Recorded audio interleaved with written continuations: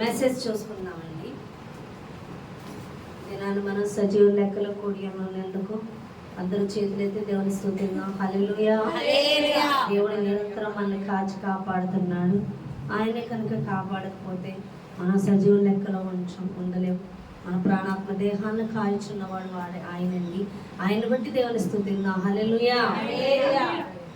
మన ఇక వాక్యంలోకి వెళ్ళినట్లయితే యోహాను సువార్త 5వ అధ్యాయం 35వ వచనం. యోహాను సువార్త 5వ అధ్యాయం 35వ వచనం. అందుకు యేసు వారితో ఇట్లా నేను కాదు 35వ వచనం. యోహాను సువార్త 5వ అధ్యాయం 35వ వచనం.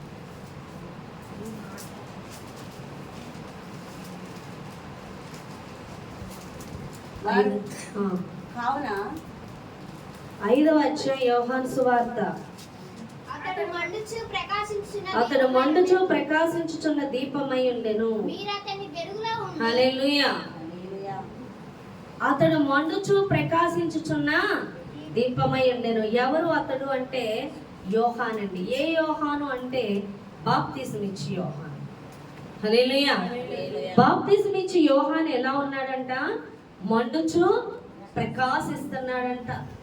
మండుచు ప్రకాశిస్తున్న దీపం ఎలా ఉంటుందో అలా ప్రకాశిస్తున్నాడంట ఈ యొక్క యోహాను. ఎందువల్ల యోహాను మండుచు ప్రకాశిస్తున్నాడు? మత్తయి సువార్త చూద్దాం చూడండి. మత్తయి సువార్త 3వ అధ్యాయం 1వ వచనం నుంచి. మత్తయి సువార్త 3వ అధ్యాయం 1వ వచనం నుంచి నేను చదువుతాను, జాగ్రత్తగా చూడండి. ఆ దినముల యందు బాప్తిసం ఇచ్చి యోహాను వచ్చి పరలోక రాజ్యము సమీపించి ఉన్నది, మారు మనసు పొందుడని యోదయ అరణ్యములో ప్రకటించుచుండెను. ప్రభు మార్గము సిద్ధపరచుడి, ఆయన త్రోవలు సరళము చేయడని అరణ్యములో కేక వేయి ఒకరి శబ్దము అని ప్రవక్త అయిన యెషయా ద్వారా చెప్పబడిన వాడితడే. ఈ యోహాను ఒంటె రోమముల వస్త్రమును మన చుట్టూ తోలుదట్టియు ధరించుకొనివాడు, మిడతలను అడవి తేనియో అతనికి ఆహారము. హల్లెలూయా. ఈ యొక్క యోహాను అంట ప్రభు మార్గము సిద్ధపరచుడి, ఆయన త్రోవలు సరళము చేయడి అని అరణ్యములో కేకనివే ఒకరి శబ్దము వంటి వాడండి. యోహాను ఎవరంటే అరణ్యములో ప్రభు మార్గాన్ని సిద్ధపరచుట కొరకు మాట్లాడేటోడు, అది ఆ కేక వేసేటువంటి ఒక శబ్దము అంట. హల్లెలూయా. ఒక శబ్దముగా ప్రభు మార్గాన్ని సరళపరుస్తున్నాడంట. తన హృదయంలో ఏమున్నది అంటే దేవుని మార్గాలు సరళపరచాలన్న మంట, ప్రభు యొద్దకి ఆత్మలను చేర్చాలన్న మంట కలిగి ఉన్నాడు అతను. అది ఆయన హృదయంలో ప్రకాశిస్తుంది. ఆయన తోలిదట్టి ఏం కట్టుకున్నా? ఒంటె రోమముల వస్త్రమును మొల చుట్టి తోలిదట్టియు ధరించుకొని వాడు, మిడతలను అడవి తేలియు. తన తిండి వస్త్రము చూసారంటే ఎలా ఉన్నాయో అంటే తన తిండి ఎడల ఆయనకి ఆసక్తి కాదు, వస్త్రముల ఎడల కాదు, కానీ ఆయన గురి అంతా ఏంటి అంటే ప్రభు మార్గములను సరళపరచాలి. కట్టుకున్నాడు కానీ ఆయన ఎలా కట్టుకున్నాడు? ఖరీదైన వస్త్రములు కానీ అవి ఏమీ కాక ఓన్లీ ఒక జంతు చర్మపు వస్త్రాలు ధరించిన వానిగా, కేవలము తేనె ఆ యొక్క మిడతల్ని తినే వ్యక్తిగానే ఉన్నాడు. అలా తింటే ఎలా చూస్తారండి? అలాంటి బట్టలు వేస్తే ఎలా చూస్తారు? మనకి హై రేంజ్లో బట్టలు ఉండాలి అనే కదా హై రేంజ్లో కనబడితే ఆ సేవకులు గొప్ప అని చూస్తాం. కానీ ఇక్కడ ఎలా ఉన్నాడంటే ప్రభు మార్గాన్ని సిద్ధపరిచే వాని మీద సిద్ధపరిచేటటువంటి ఆలోచన తప్ప తనకి శరీరమందు తను బంధింపబడి ఉండలేదన్న విషయం మనకు తెలుస్తుంది. ఆత్మ తీవ్రత తప్ప శరీరమందు బంధింపబడిన వాడిగా ఏ మాత్రమో లేడు ఇక్కడ యోహాను.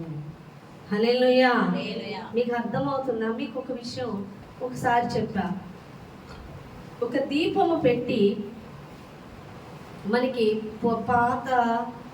పాతప్పుడు అంట పూర్వం కరెంట్ లేనప్పుడు దీపాలు పెద్ద పెద్ద కాగడాలో మరి దీపాలు పెట్టుకొని కుండకి కన్నాలు పెట్టేవారు. కన్నాలు పెట్టి వెళ్ళేవారు. ఎందుకంటే వీధి లైట్లు లేవు అప్పుడు, కరెంట్ లేనప్పుడు. అలా వెళితే ఆ కుండల్లోంచి ఆ కాంతి బయటికి పడేదన్నమాట. కుండకి ఏముంటే ఆ లోన కాంతి బయటకు వస్తుంది? రంధ్రాలు ఉంటేనే వస్తుంది. అర్థమవుతుందా?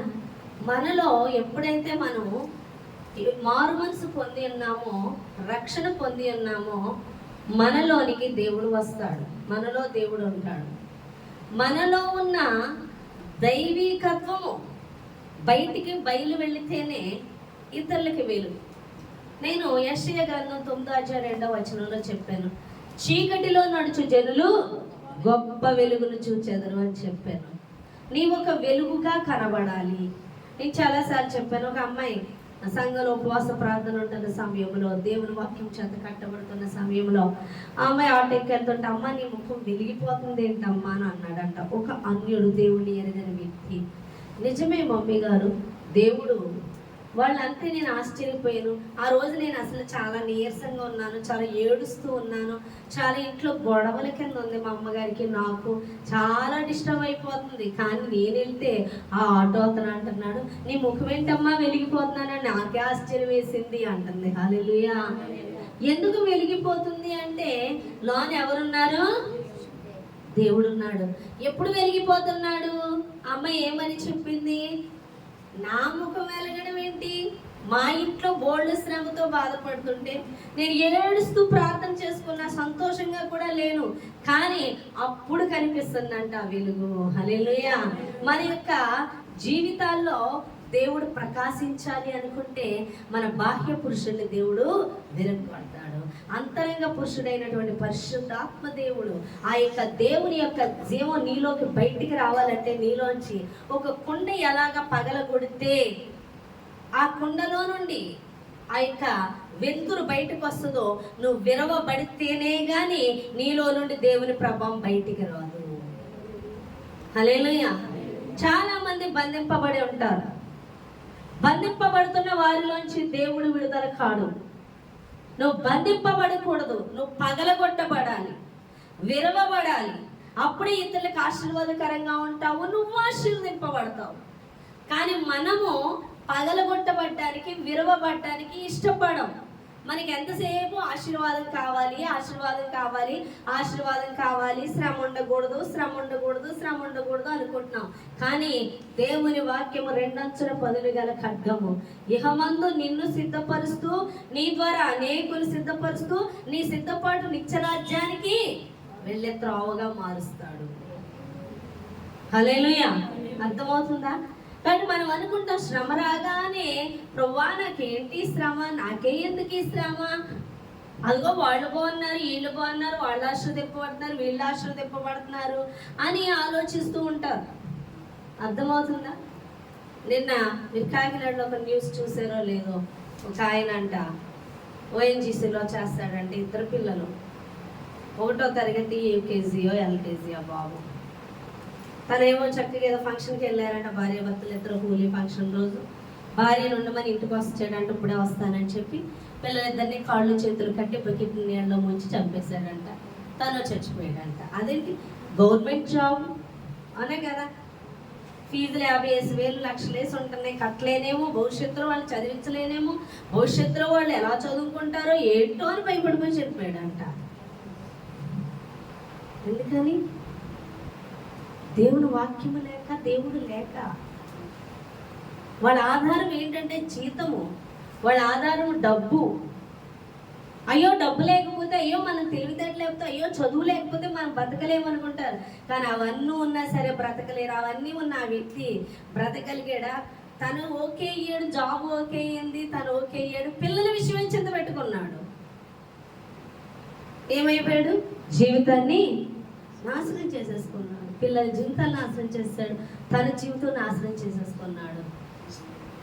కానీ మనకు అలా కాదు. మనకి ఎవరున్నారు? యేసయ్య ఉన్నాడు.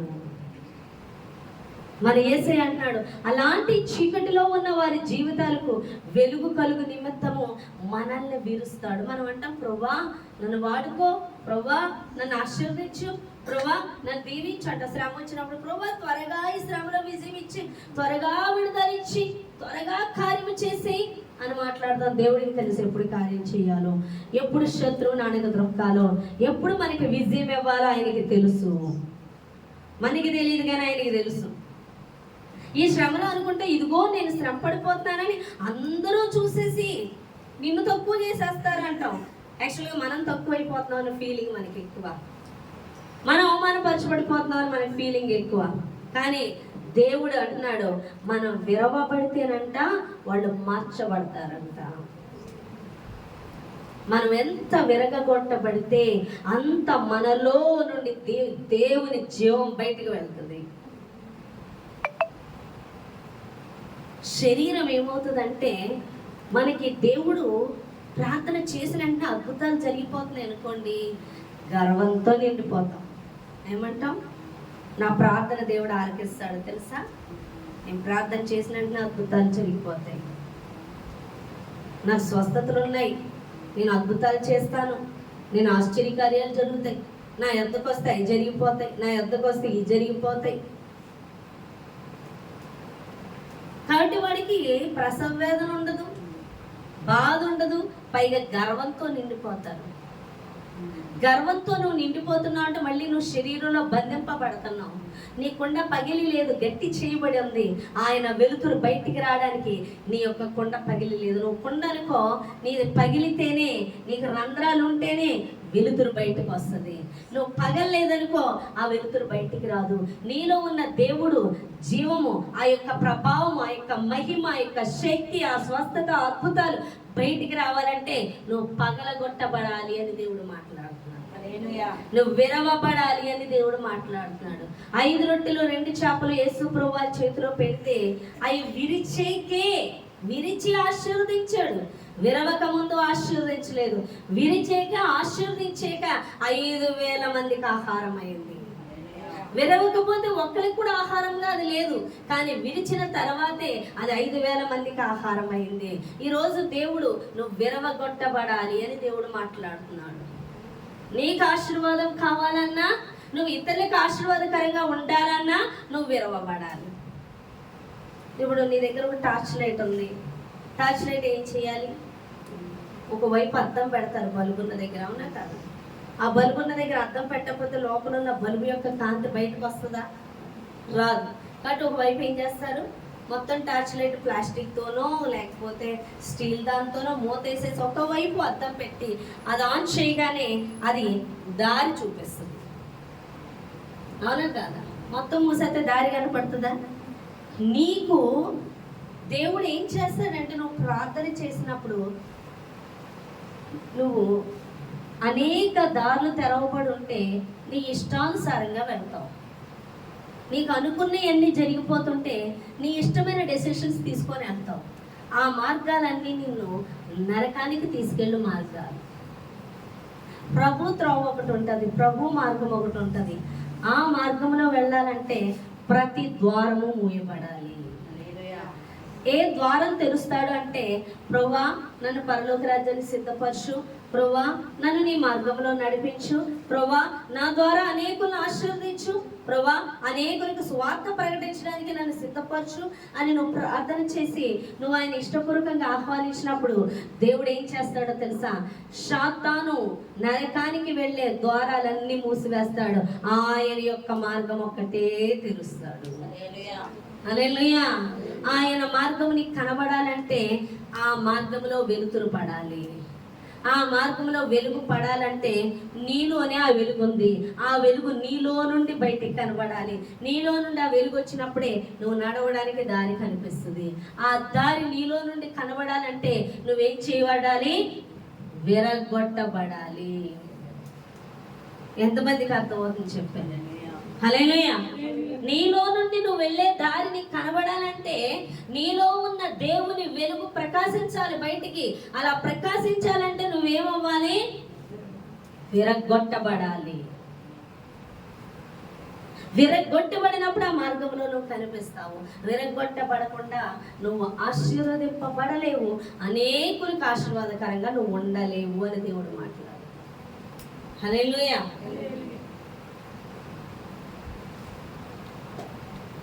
చాలా మంది శరీరంలో చాలా విషయాల్లో బంధింపబడి ఉంటారు.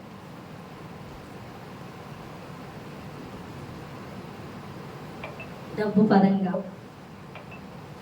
మనుషుల పరంగా, ప్రేమల పరంగా, తిండి పరంగా, అహంకారము, తమ బలము, తమ శక్తి, తమ ఆలోచనలు, అనేక విషయాల్లో నువ్వు బంధింపబడి ఉంటావు. ప్రతి విషయంలో విరిచి 100% దేవుని మీద అనుకునేలా చేస్తాడు. ఒక్కొక్కరు అనుకుంటారు, నేను సంపాదించగలను, నేనేదైనా చేయగలను, నేను పోషించగలను, నేను ఏ పనైనా చేయగలను, నేను ఎలాగైనా బ్రతికేయగలను అని అనుకుంటారు. నువ్వు ఎలాగైనా బ్రతికేయగలవు, ఎలాగైనా పోషింపబడగలవు, నువ్వు ఎలాగైనా వెళ్ళగలవు అనే మార్గము సాతాను మార్గము.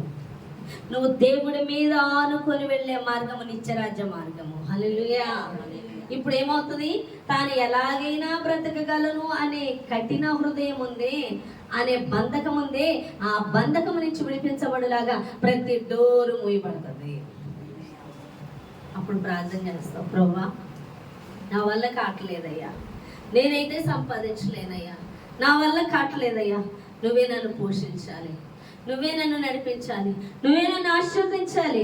ముందు నా బలం అనుకున్నాను, నా చదువు అనుకుంటున్నాను, నా తెలివితేటలు అనుకుంటున్నాను, నా వల్ల కాదయ్యా, నువ్వే నన్ను ఆ మార్గంలో నడిపించాలని ఇప్పుడు ప్రభు త్రోవలోకి వస్తావన్నమాట. ప్రభువును మార్గం చూపించమంటావు అన్నమాట. కన్నీటి ప్రార్థన చేస్తావు అన్నమాట. ఎప్పుడైతే నీ ప్రయత్నాల్లో గుప్పులు మూయబడతాయో, నీ ప్రయాస వ్యర్థమైపోతుందో, దేవుని మార్గం చూడడానికి నీ నేత్రాలు తెరవబడతాయి. హల్లెలూయా. ఎప్పుడైతే కన్నీటితో విలపిస్తావో, నీ గుండె పగిలేలా ఏడుస్తావో, అప్పుడు నీలో నుండి ఆ త్రోవని దేవుడు చూపెడతాడు. హల్లెలూయా. అంటే వారికి అక్కడ కఠినపరచబడి ఉంది వాళ్ళ హృదయము. అది నా మనుషులు, నాకు మనుషుల బలగం ఉంది, నాకెవరు అవసరం లేదు. ప్రతి మనిషి వ్యతిరేకంగా మార్చబడతారు. నా కాళ్ళు ఉన్నారు, నా కీళ్ళు ఉన్నారు, నా కాళ్ళు వస్తారు, నా కీళ్ళు వస్తారు, నా నాళ్ళు బలపరుస్తారు, నా పక్షాన వాళ్ళు ఉన్నారు. చాలా మంది చూస్తుంటే గొడవలో మాకు తెలిసిన వాళ్ళు ఏమైనా తీసుకొస్తాం, వాళ్ళని తీసుకొస్తాం, వాళ్ళు వస్తారు, వీళ్ళు వస్తారు. అవన్నీ సాతాను మార్గాలు. నీకు అందరూ కూడా వ్యతిరేకంగా మార్చబడిపోతావు. నువ్వు ఒంటరి వ్యక్తి అయిపోతావు, నువ్వు ఒంటరి అయిపోతావు. నీకు మనుషులు సపోర్ట్ రాదు, నువ్వు అక్కడ విరగొట్టబడుతున్నావు, నువ్వు అక్కడ విరగొట్టబడుతున్నావు. నీకున్న సంపదను బట్టి సంతోషిస్తావు, నీకున్న సంపదను బట్టి గర్విస్తావు. దేవుడు నేను అక్కడ విరగొడతాడు. నీకున్న శక్తిని బట్టి, నీ యొక్క బలమును బట్టి, నీకున్న జ్ఞానమును బట్టి గర్విస్తావు. అక్కడ విరగొట్టబడతావు. నువ్వు ఎక్కడైతే కఠినపరచబడి ఉంటావో ఆ ప్రతి చోట దేవుడు విరగొట్టుకుంటూ వెళ్తుంటాడు. విరవబడుతున్నప్పుడు అనుకుంటావు, అయ్యా నాకే ఎందుకు ఈ శ్రమ, నాకు ఎందుకు వస్తుంది శ్రమ? నిన్ను ఆశీర్వదించడానికి. విరవబడిన తర్వాత అనేకులకు ఆశీర్వాదకరంగా ఉంచాలి. ఎందుకు విరవబడాలి? విరవబడితేనే కానీ ఆయన నీలో నుండి మహింపరచుకోలేడు. నువ్వే కనిపిస్తావు. విరవబడకపోతే ఎవరు కనిపిస్తారు? నువ్వే కనిపిస్తావు. కుండ పగలగొట్టనంతసేపు కొండే కనపడుతుంది, పగలగొట్టిన తర్వాత అందులోంచి వచ్చే వెలుతురు కనిపిస్తుంది, అందులోంచి వచ్చే ఫోకస్ కనపడుతుంది. అలాగే విరవబడనంతసేపు నువ్వే కనబడతావు. నువ్వు కనబడినంతసేపు దేవుని మహిమ నీలో నుంచి బయటికి వెళ్ళదు. నీ ద్వారా ఎటువంటి ఆత్మకు విడుదల రాదు, కనీసం నీకు కూడా ఆశీర్వాదం రాదు. కొండలోంచి కాంతి బయటికి రాకపోతే ఆ కుండ పట్టుకున్నవాడు కూడా వెలుతురు కనపడదు. అవునా కదా? కొండ చీకట్లో పెట్టారనుకోండి, అసలు అక్కడ కొండ ఉందని కూడా తెలుస్తుందా మనకి? తెలియదు. కొండ ఉన్న సంగతే తెలియదు మనకి. కానీ ఎప్పుడైతే ఆ వెలుతురు బయటకు వస్తుందో అక్కడ కొండ ఉందని ఆ దీపం ఆ చుట్టుపక్కల అంతటికీ కాంతి వస్తుంది. నీ ఉనికి కానీ, నీ ద్వారా దేవుని యొక్క శక్తి కానీ బయలు వెళ్ళాలంటే నువ్వు పగలగొట్టబడాలి. నువ్వు పగలగొట్టబడుతున్నప్పుడు నువ్వు చేయవలసిన ప్రార్థన తీసేయి కాదు శ్రమ. నువ్వు దేవుని యొద్ద నేర్చుకోవాల్సింది నేర్చుకోవాలి, విడిచిపెట్టవలసింది విడిచిపెట్టాలి. హల్లెలూయా. దేవుడు దేన్ని విడిచిపెట్టమంటున్నాడు, దేని మీద మనసు తీసుకోమంటున్నాడు, దేని వైపు నీ దృష్టి నిలబెట్టమంటున్నాడు, నువ్వు లోబడి ఆ ప్రకారం నువ్వు చేయాలని దేవుడు మాట్లాడుతున్నాడు. హల్లెలూయా. విరవబడడానికి ఒప్పుకోరు. విరవబడకుండా సేవకు చేయడానికి కుదరదు. విరవబడకుండా నువ్వు ఆశీర్వాదం అడిగేస్తే ఆశీర్వదించడు. కొత్త ద్రాక్షాతిత్తుల్లోని పాత ద్రాక్షాతిత్తుల్లో కొత్త ద్రాక్ష రసాన్ని పోయడని దేవుడు, నువ్వు నీ యొక్క కఠినమైన యొక్క హృదయాన్ని నువ్వు బద్దలు కొట్టకపోతే నిన్ను ఆశీర్వదించడం, నీ ద్వారా అనేకులకు ఆశీర్వాదం కలుగును. చాలా మంది ఆశీర్వదింపబడే వాళ్ళు చూసి, ఆహా వాళ్ళనయ్యో ఎంత సుఖంగా ఉన్నారు, వాళ్ళకి ఏ కష్టం లేదు, వారు దేవుని చేతిలోనే లేరు. రేపొద్దున వాళ్ళు వెళ్ళే మార్గము ప్రేతల గుంపు, అది నరకము. నువ్వు శ్రమ అనుభవిస్తున్నావా? దేవుని కోసం నిలబడుతూ దేవుడి పని చేయాలని, నువ్వు దేవుని చిత్తం చేయాలని ఆశపడి దేవునికి అప్పగించుకుంటున్నావా? నీకు ఒక శ్రమ తర్వాత ఒక శ్రమ వస్తుందా?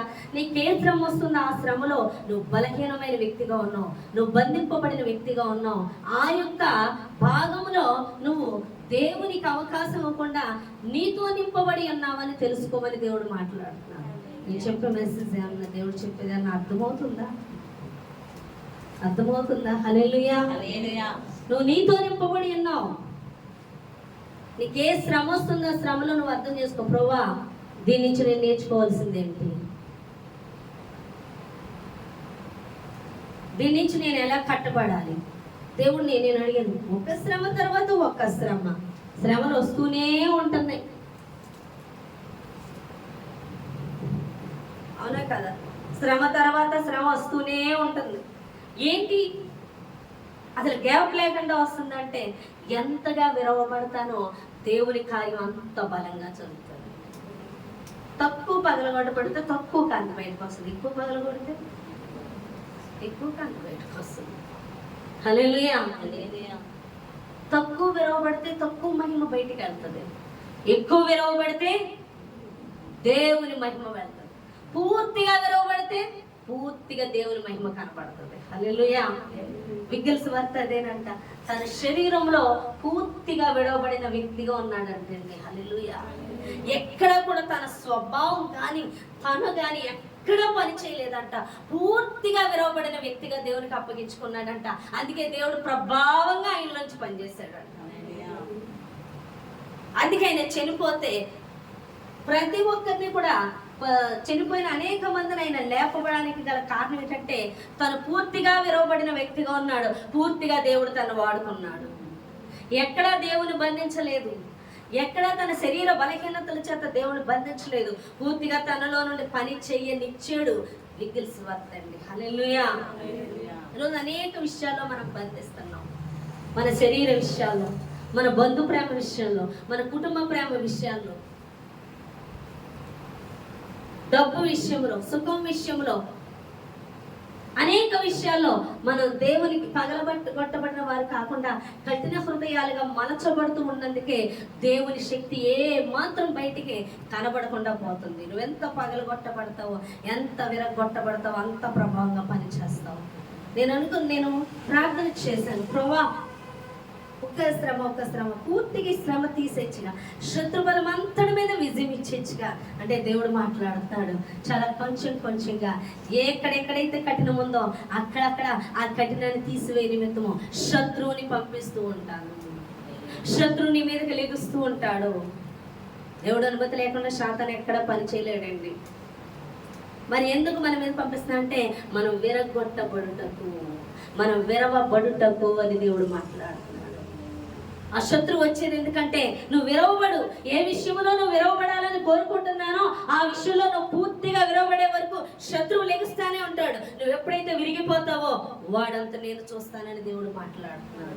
చూడండి, ఇజ్రాయేల్ ప్రజల విషయంలో ఫరో మాటికి కఠిన హృదయం చేసుకున్నాడు. ఎన్నో అద్భుతాలు చూశాడు.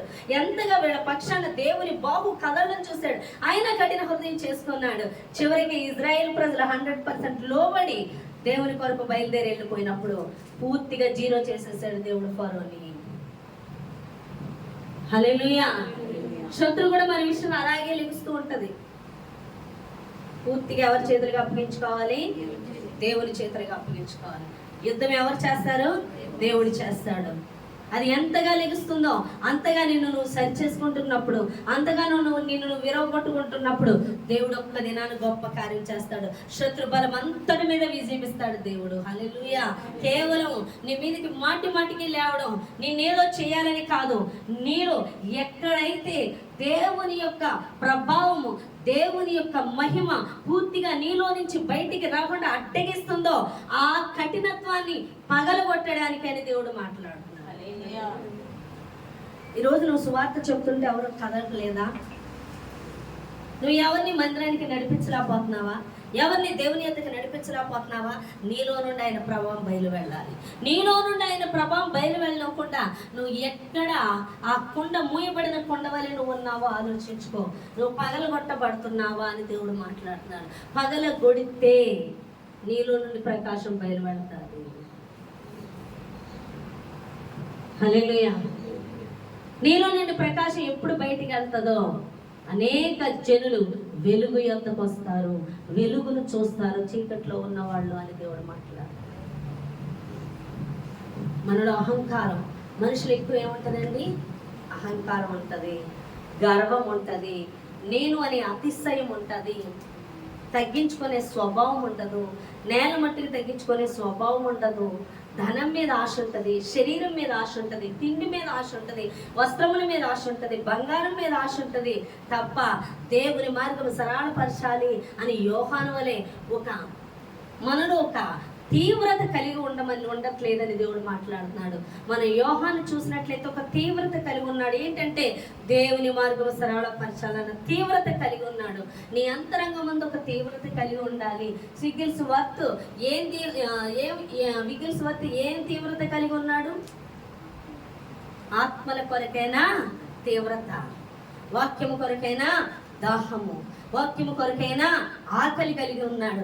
ఎప్పుడైతే ఆ తీవ్రత కలిగి ఉన్నాడో అతనిలో నుండి దేవుని ప్రకాశం బహుగా బయలు వెళ్ళి చనిపోయిన జనులు లేవడమే కాదు, రోగులు స్వస్థపరచడమే కాదు, అనేక అద్భుతాలు జరిగాయంట. ఒకసారి ట్రైన్లో ఒక తల్లి కూతురు వెళ్తున్నారంట, వారిద్దరూ రోగగ్రస్తులైంది, ఏడుస్తున్నారంట.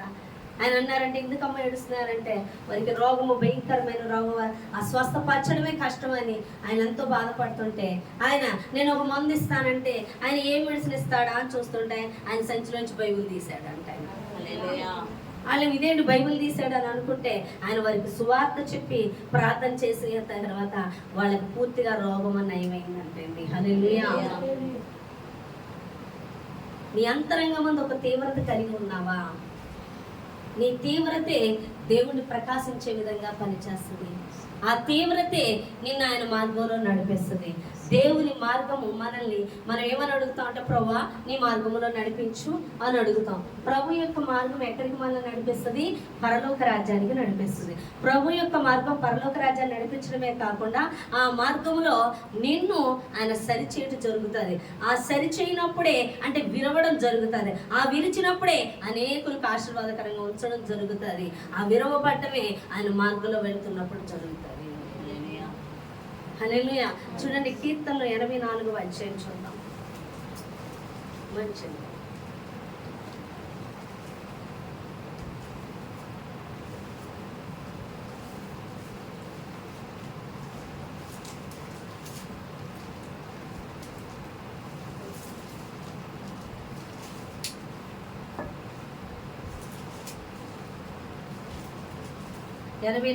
కీర్తన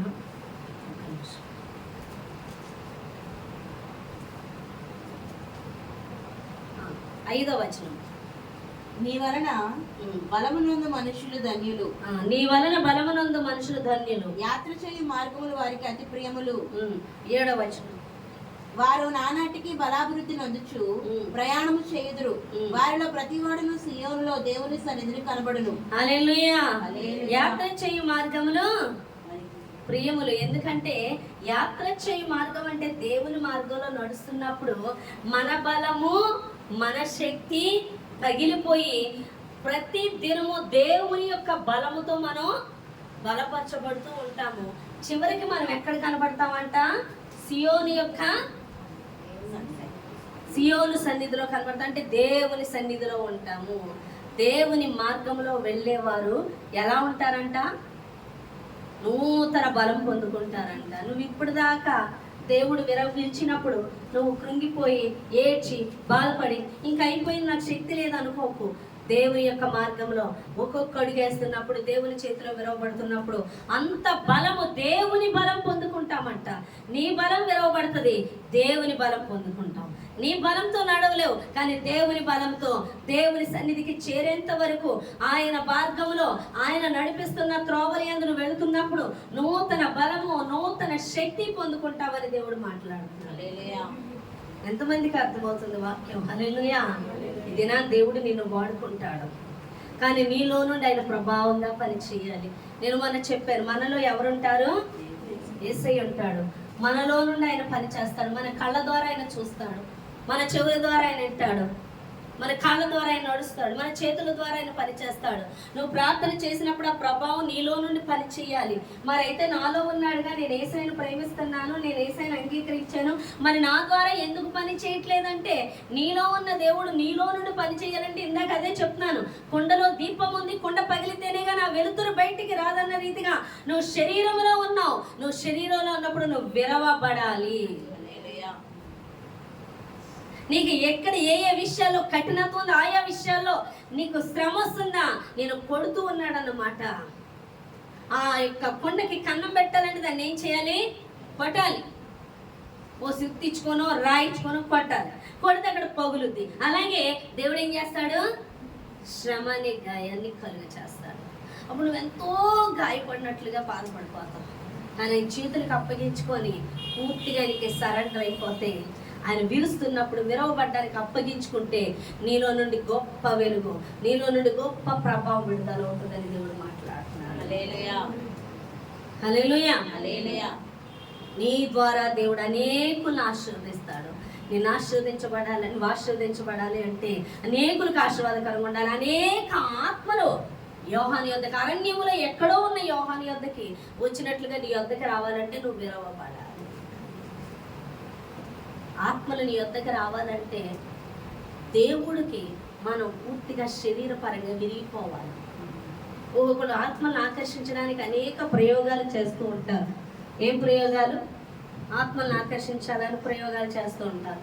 బట్టలు పంచి పెడుతూ ఉంటారు. అవునా? నేను ఒకళ్ళు విన్నాను, ఏం చేస్తున్నారంటే కుక్కర్లు, గిన్నెలు, దుప్పట్లో చీరలు ఎత్తున్నారండి. ఎందుకంటే చర్చికి రాబట్టుకోవడానికి. లేకపోతే రారు కదండి చర్చికి. అలా వస్తే చర్చికి వాక్యం చెప్పేద్దాం అని అంటే, మరి పాపం అరణ్యంలో ఉన్న యోహాను గారికి ఆ చీరలు, ఆ దుప్పట్లో, ఆ కుక్కర్లో బిందులు లేవు. మరి ఆయన దగ్గరికి ఎలా వచ్చారు చెప్పండి? అవునా కదా? ఒక ఆవిడ అందంట, అయ్యో పొరపాటు నేను వస్తువు తీసేసాను, వస్తువులు వేసుకొని ఉంటే నేను అంత నిండుగా రెడీ ఉంటే, అందంగా రెడీ ఉంటే అందరూ ఆత్మలు వచ్చేవారు. నేను ఇలా ఉండడం వల్ల ఆత్మలు రావట్లేదని చెప్తుందంట. నువ్వు తయారవడం వల్ల వస్తారా? నీలో దేవుడు ప్రకాశించడం వల్ల వస్తారా? అభిషేకం ఉన్న చోటుకు వస్తారా? వెలుతురు ఉన్న చోటుకు వస్తారా? లేకపోతే చీకటిలో మనుషులు ఉన్న రీతిగా నువ్వు చీకటి విధంగానే ఉంటే ఈ చీకటి యొద్దకు వస్తారా ఆత్మలు? చెప్పండి. చాలా మంది అలాగే ఆలోచన చేస్తున్నారు. ఏది చేసి ఆకర్షిస్తే మనుషులు వస్తారని ఆలోచన చేస్తూ ఉంటారు. ఆ విధంగా ఆకర్షించిన మనుషుల్ని నువ్వు ఆ విధంగా ఆకర్షించడం వల్ల నువ్వు చీకట్లోనే ఉన్నావు. ఆ విధంగా ఆకర్షించబడటం వల్ల వచ్చే మనుషులు చీకట్లోనే ఉంటారు. ఏ విధంగా ఆకర్షించాడు బాప్తిస్మం ఇచ్చి యోహాను? తన వస్త్రం వల్ల ఆకర్షించాడా? తన తిండి వల్ల ఆకర్షించబడ్డాడా? లేదా ఒక స్టేటస్ వల్ల ఆకర్షించబడ్డాడా? లేదా నలుగురికి ఏదైనా ఇవ్వడం వల్ల ఆకర్షింపబడ్డాడా? ఎలా ఆకర్షింపబడ్డాడు? తనలో దేవుని ప్రకాశం, తనలో దేవుని యొక్క తీవ్రత అనేకులు దేవుని యొద్దకు నడిపించింది. హల్లెలూయా, హల్లెలూయా. రోజు చాలా మంది అవే దారులు పడుతున్నారు. ఇలా చేస్తే ఆకర్షింపబడతారు, ఇలా హంగామా చేస్తే, అలా హంగామా చేస్తే. ఎన్ని హంగామాలు చేసినా హంగామాలకి పడే వ్యక్తులు వాళ్ళు ఎంతసేపు దేవుని కలిగి ఉన్న వాళ్ళు కాదు. వాళ్ళు కూడా ఆర్భాటాలను కోరుకునే వ్యక్తులే. వాళ్ళు కూడా చీకటిలో ఉన్న జనులే. నువ్వు చీకటి పనులు చేస్తే వాటికి ఆకర్షింపబడతారు. నువ్వు ఉండవలసింది దేవుని తీవ్రత కలిగి, దేవుడు విరుస్తున్నప్పుడు, ఆయన చేతిలో విరవబడడానికి అప్పగించుకున్నప్పుడు నువ్వు అనేకులకు ఆశీర్వాదకరంగా ఉంటావు. అనేకులు నీ యొద్దకు వస్తారు తప్ప నువ్వేదో ఆకర్షించడానికి నువ్వు బాహ్యంగా శరీరపరంగా మంచి వస్త్రాలు, మంచి సూటు బూటు, గొప్ప నగలు, గొప్ప ఇల్లు, గొప్ప కారు, గొప్ప వసతులు చూపించి ఇదిగో నన్ను దేవుడు ఈ విధంగా ఆశీర్వదించాడని చూపించడం ద్వారా కాదు, నీలో ఆయన మహిమ బయలువెళ్ళులాగా నువ్వు విరవబడాలి అని దేవుడు మాట్లాడుతున్నాడు. హల్లెలూయా. నువ్వు పగలగొట్టబడాలి, నీ బాహ్య పురుషుడు పగలగొట్టబడాలి. అప్పుడే ఆంతర్య పురుషుడైనటువంటి పరిశుద్ధాత్మ దేవుడు, దేవుని యొక్క శక్తి, మహిమ నీలో నుండి ప్రభావంగా బయలువెళ్ళి అనేకులకు విడుదల, స్వస్థతలు, అద్భుతాలు, ఆశ్చర్యాలు జరుగుతాయి. అది ప్రతి ఒక్క వ్యక్తిలోని జరగాలని దేవుడు మాట్లాడుతున్నాడు. హల్లెలూయా. వాటి నువ్వు దేవుని యొక్క శక్తి నీలో నుండి బయలువెళ్ళకుండా బంధింపబడిన వ్యక్తిగా ఉన్నప్పుడు, నన్ను వాడుకో ప్రభు అన్నప్పుడు, విరుస్తున్నప్పుడు నీకు బాధ కలుగుతుంది. కానీ ఆ విరవబడ్డం నీకు ఆశీర్వాదమే, నీ చుట్టూ ఉన్న వాళ్ళకి ఆశీర్వాదం. ఈరోజు నీ కుటుంబస్తులు కానీ, నీ చుట్టుపక్కల వాళ్ళు కానీ ఎందుకు మారట్లేదంటే విరవబడిన స్థితి నీకు లేదు అని దేవుడు మాట్లాడుతున్నాడు. దేవుని చేతులకు అప్పగించుకో. ఆయన విరుస్తున్నప్పుడు, ఆయన మార్గంలో నడుస్తున్నప్పుడు నువ్వు అంతకంతకు బలము పొందుకొని సియోను సన్నిధికి చేరతావే తప్ప నువ్వు బలహీనురాలుగా ఉండవు. ఇక అయిపోయింది నా పని అనే వ్యక్తిగా ఉండవు. ప్రతిదినం నూతన శక్తిని పొందుకుంటావని దేవుడు మాట్లాడుతున్నాడు. ఈ చిన్న మాటలు దేవుడు దీవించి ఆశీర్వదించును గాక. ఆమేన్. ప్రార్థన చేద్దాం.